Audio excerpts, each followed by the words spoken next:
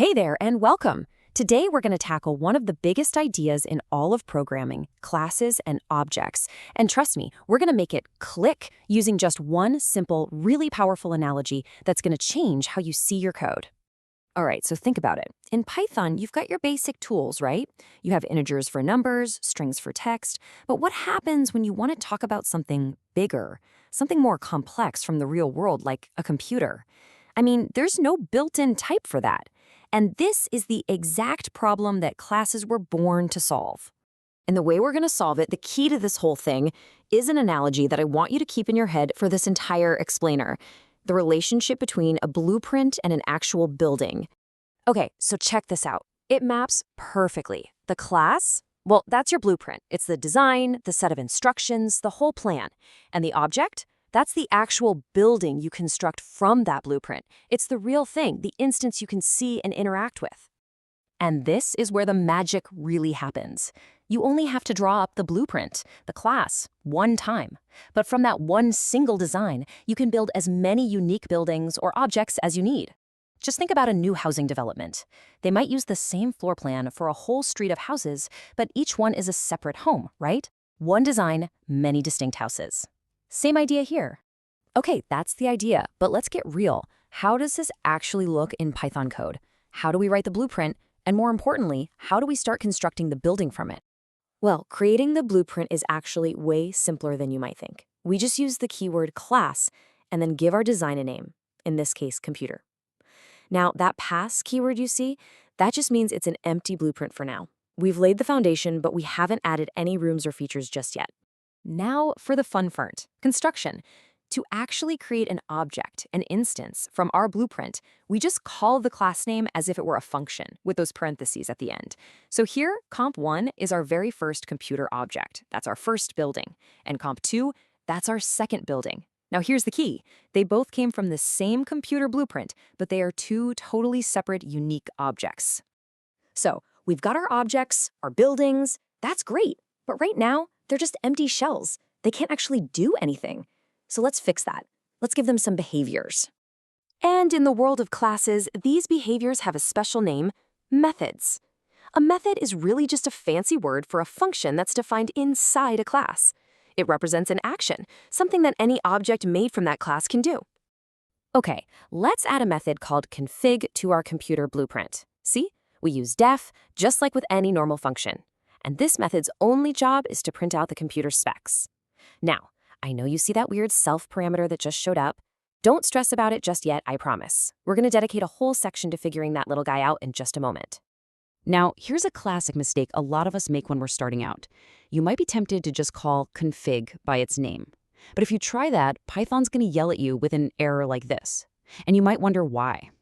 Well, it's because config isn't some general function floating around in your code. It's a behavior that belongs to the computer blueprint. It only makes sense when you're talking about a specific computer object. All right, the moment of truth. It's time. Let's finally pull back the curtain on what is easily the most confusing part for newcomers: that mysterious self parameter. So here's the problem self is designed to solve. We have two different computer objects, right? We have comp1 and we have comp2. If we just yell out, run config, how does the code know which computer we're talking to? Do we want the configuration for comp1 or for comp2? The method needs to know who it's working for. To really get it, let's look at the two different ways you can call a method.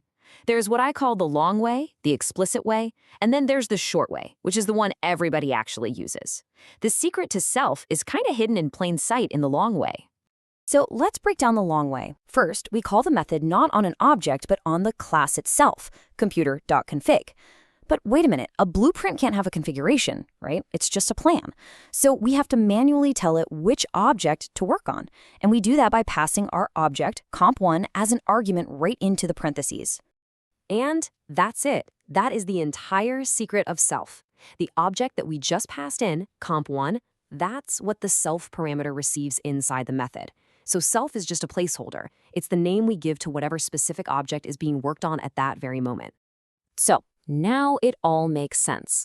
When we use the much more common shorthand, comp1.config, all that's happening is Python is doing the long way for us behind the scenes. It just automatically grabs the object to the left of the dot, in this case comp1, and plugs it in as the first argument, which becomes self. It's really just a clean, convenient shortcut. Okay, get ready for a pretty big reveal. This whole idea of objects and methods might seem brand new, but I'm about to show you that you've actually been using this stuff since you wrote your very first line of Python code. Just take a look at this. On the left, we've got our custom computer object. We create an instance, and then we call a method on it using dot notation. On the right, a simple integer we created, and then we call a method on it, like bitlength, using the exact same dot notation. See the pattern here? It's identical. And that's because things like integers, strings, and floats, they're all just built-in classes in Python. Every single time you've written something like x equals 9, you haven't just been making a variable. You've been creating an object, an instance of the int class. You have been an object-oriented programmer this whole time and you didn't even know it. All right, so let's do a quick recap of the key takeaways. A class is your blueprint. An object is a real thing, an instance you create from that blueprint. Methods are just the behaviors or functions that belong to that class. And that self parameter? It's simply how a method knows which specific object it's supposed to be working on. So why does any of this matter? Because now you have the power to create a blueprint for literally anything you can imagine. A user profile, a car, a bank account, a character in a video game. The possibilities are endless.